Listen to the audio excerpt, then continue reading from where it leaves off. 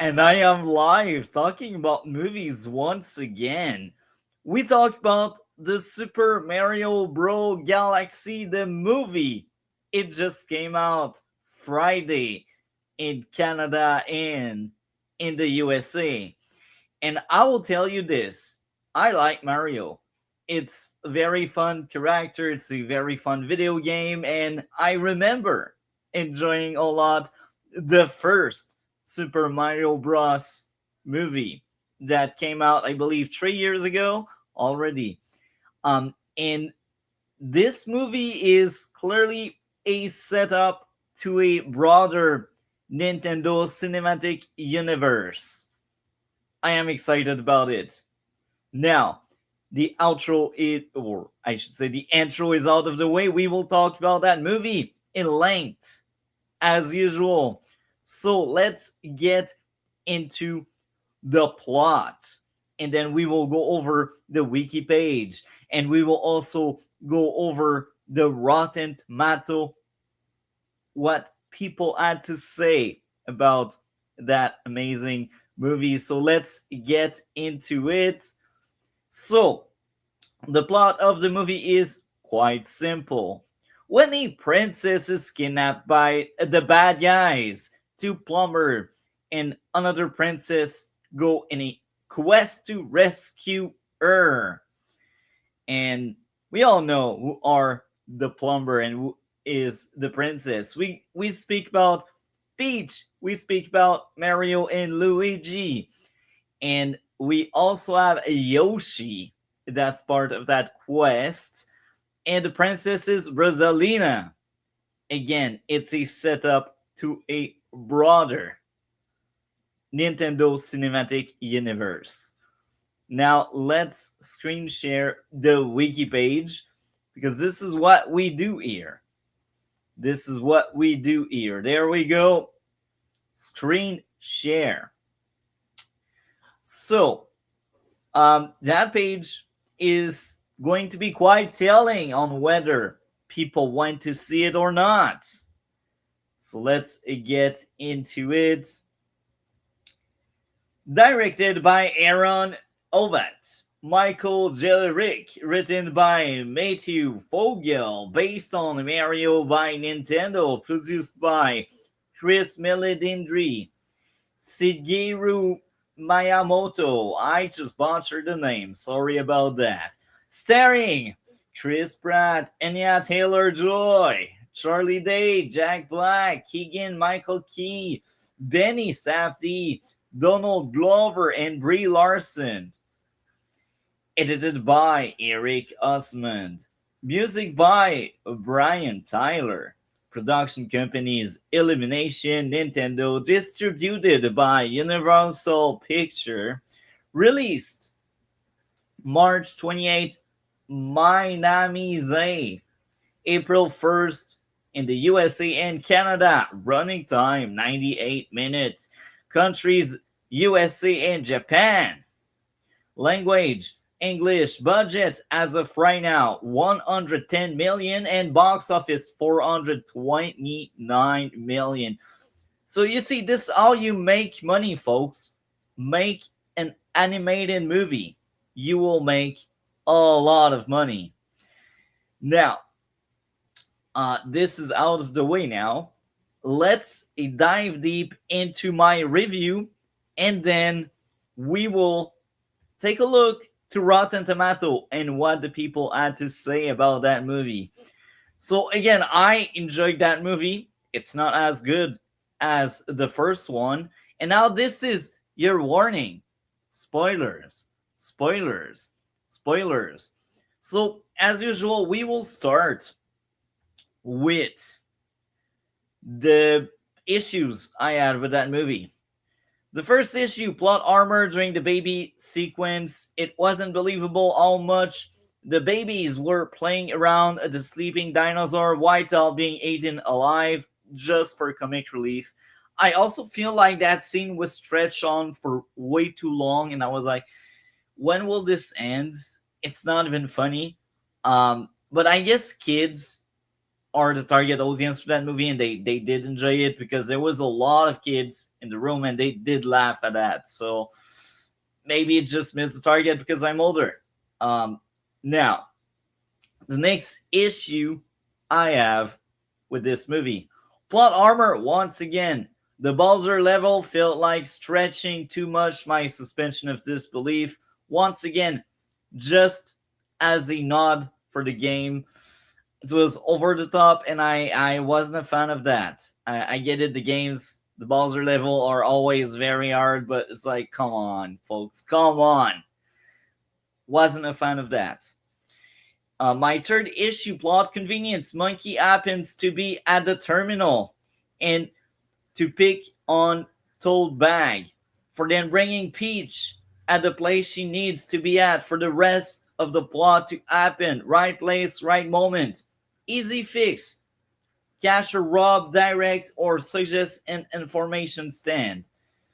That'd be already far better than what we had with a series of events that's just there to add some action and comic relief, because this is what we got. This is what we got, and it wasn't so tight. It wasn't so believable for me. I think it was a weakness in the storytelling. Uh, no chat. Well, depends on the people. If they want to speak, they will speak. Now, my next issue with this brand new movie, the dialogue really early in the movie had very off-putting lines, and unfortunately, I had seen it in theater, so I didn't mark down detailed notes on that. And the next issue is more of the same. Dialogue somewhere in the middle of the movie broke my immersion once again. Now, enough with the negative, because again, I enjoyed that movie a lot. It was a very fun movie, very entertaining. It's a fun popcorn flick.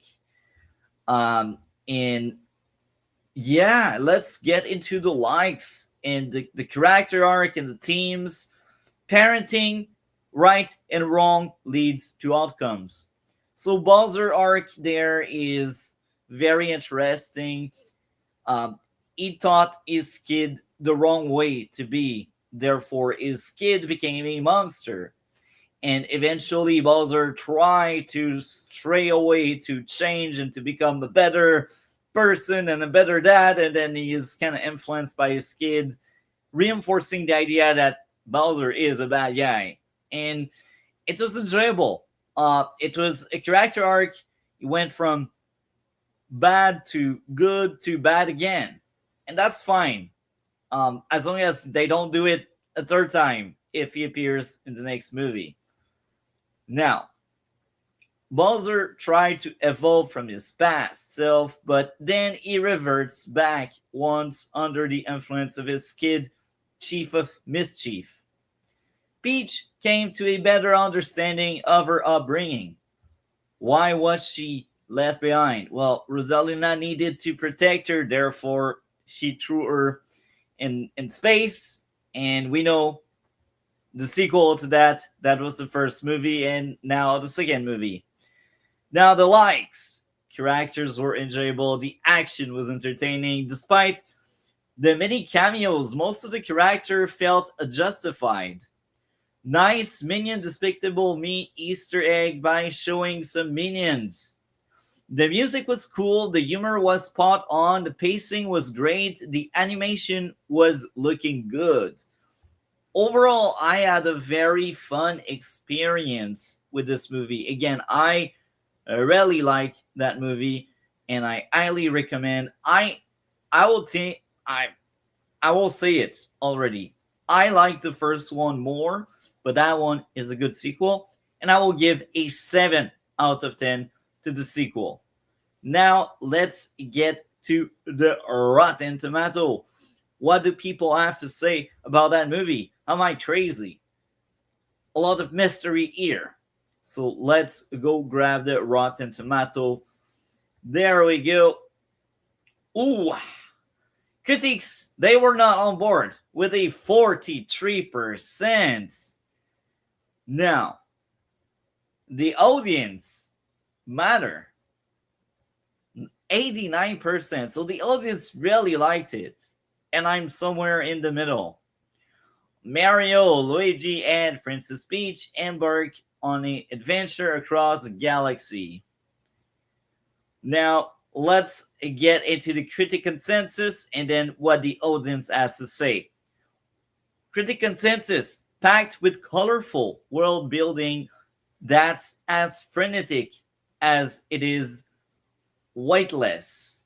The Super Mario Galaxy movie visual are often out of this world, but the threadbare story ultimately loses its Milky Way. And I agree 100%. The next stop is the audience says, Mamma Mia! Nintendo nostalgia it's again. In the Super Mario Galaxy movie, delivering Easter eggs, joyful, wonderful, and spirited cast that make this an instant replay. I also agree with that. So no wonders I'm right in the middle of the critique and the audience when it comes to score. Now, let's get into what the critique had to say. And we will only cover 4 of them and then 4 of the audience. Wendy, Edie, Observer UK. The problem is not that it's messy, but that it's sufficiently dull. Can't wait. Sorry about that.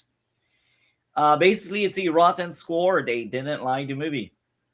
Sarah Michelle Vetters, another rotten score with a 1 out of 4.